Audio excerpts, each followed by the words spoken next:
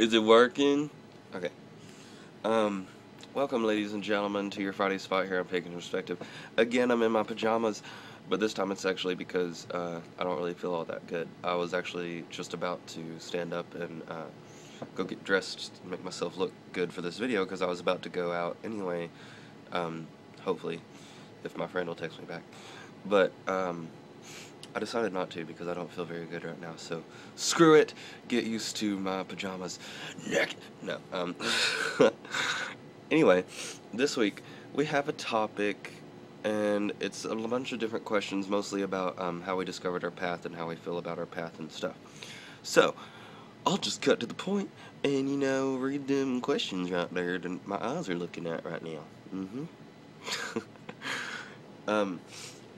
Wild Silverwolf said, I just watched your Finding Wicca video and had a possible topic. I like to talk about your story, and I was now wondering if the group could, as a topic, do something similar. Here are some further details. 1, tell your journey. 2, put path name, here's story.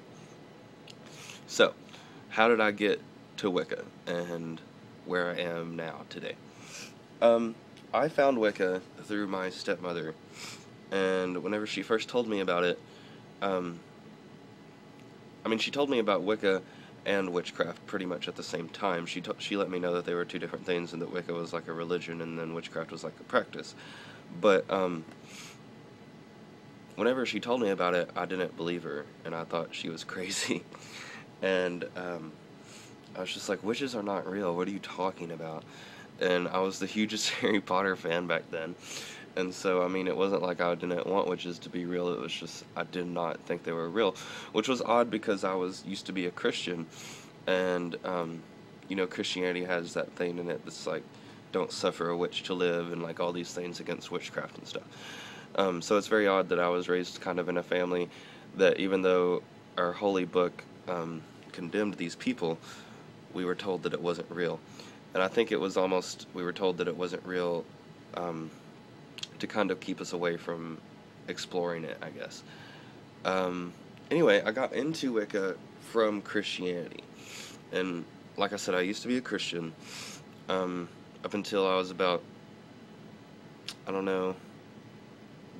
16, 15, somewhere around there.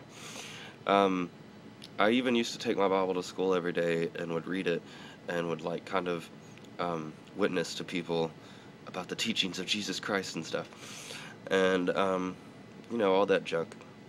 And then as I slowly started to kind of discover myself and who I naturally was, a big part of it was my homosexuality, but there was other parts of it too, like how I was more naturally inclined to darker things and darkness, and not necessarily frowning upon dark things like a lot of Christians seem to.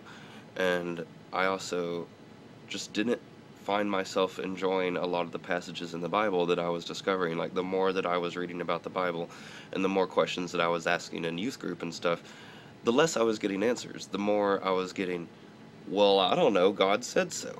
And so I found that kind of frustrating, that I wasn't able to question my God pretty much. And so I started pretty much just becoming agnostic. I kind of gave up on religion for a little bit. I wasn't necessarily sure if there was a God out there or not, but I didn't necessarily feel at home in Christianity anymore, so I just kind of was agnostic for a bit. And then, like I said, my stepmom introduced me to Wicca. I started studying it. I did the year and a day thing. That's another one of these questions. I'll skip that. I did the year and a day thing, but it wasn't actually on purpose. It was probably like a little bit longer than a year and a day, if you want to be honest.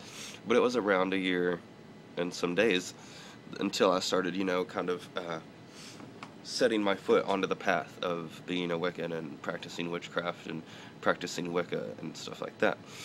It was actually on accident. I don't know how that happened, because it was funny, until a year and a day or however long it was, until after I started practicing, I didn't actually read the year and a day thing until like after that was already up.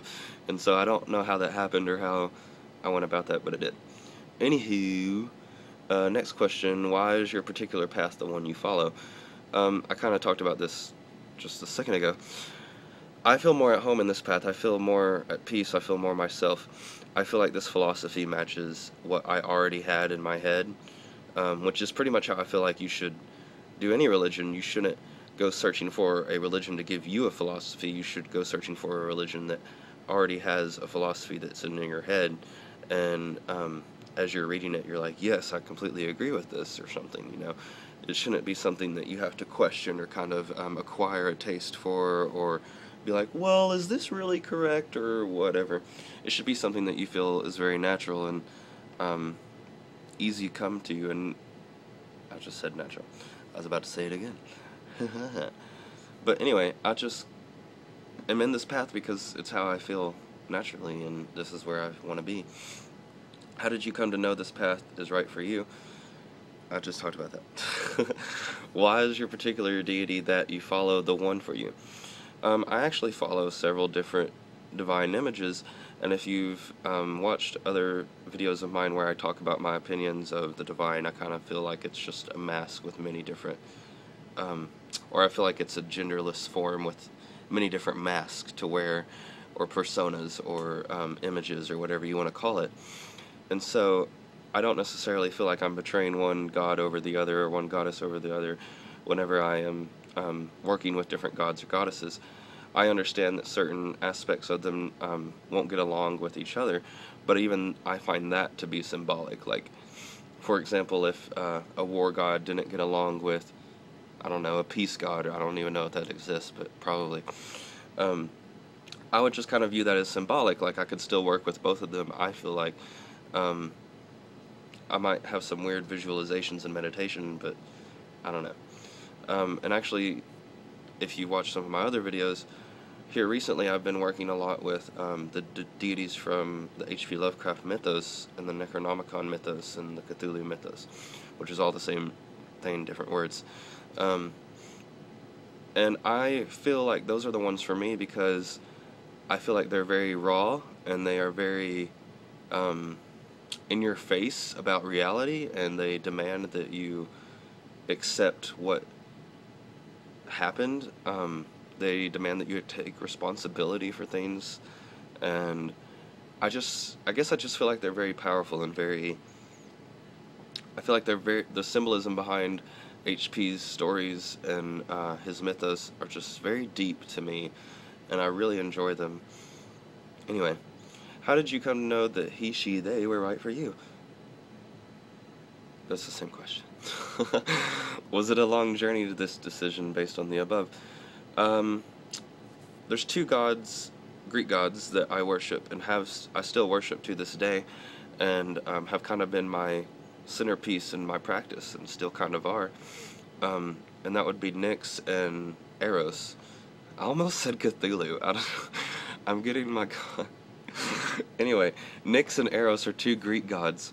Nyx is the goddess of the night, and to me she is very about silence and accepting things that we cannot change.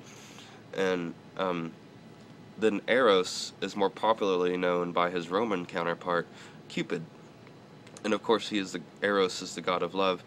He is, in some stories, Nyx's son, and in other stories he is the first god ever, and then in other stories he is the son of Aphrodite, and I don't know, I mean, you know how legends are. But anyway, I came to this conclusion of them through meditation. God, this video is so long, I'm sorry, for those of you who hate listening to me ramble. I came to the realization of meeting them through meditation. With Eros, it was actually very bizarre. I was just meditating, and I heard the name Eros in my head, and I saw it spelt out almost like whenever you close your eyelids and you just got done looking at a light bulb, and you see like that kind of gray hue, I mean not gray, green hue, when you close your eyes after looking at one. And that's kind of what it was like behind my eyelids whenever they were spelling out the name Eros. And I was like, what the hell does that even mean? Is that a word? What does that mean? I don't even know what that is. What is that? And so I Googled it, and this isn't the first time that I've learned a word through some sort of weird spiritual means. But anyway, I Googled Eros, and I just started reading about him, and I was like, holy crap, this guy is for me. This is perfect. This is outstanding. And with Nyx, I found her through Eros. I found her through the legend of him being her son. And then I kind of started to read about her, and I felt very similar to her, although her story of me discovering her wasn't as exquisite, but still. And then how I discovered the Necronomicon gods were for me was not really an eventful story either. It was just kind of one day I was like, I think I might start reading H.P. Lovecraft. And then another day after I started reading H.P. Lovecraft, I decided to read a book that was talking about using H.P. Lovecraft as a form of chaos magic, kind of, and using his mythos as a form of chaos magic, kind of, and just developing your own system. And so that's kind of how I figured that out. And yes, it was a lot longer of a path, because I worshipped Eros and worked with Eros and Nyx much longer than I have the Necronomicon gods, or old ones. And I love them all, though. They're so great symbolism. They're just all wonderful stories and beautiful symbolism. Anyway, yep. That's all the questions. So, I hope that wasn't too boring. And this video is 11 fucking minutes. I'm sorry, I love you, okay?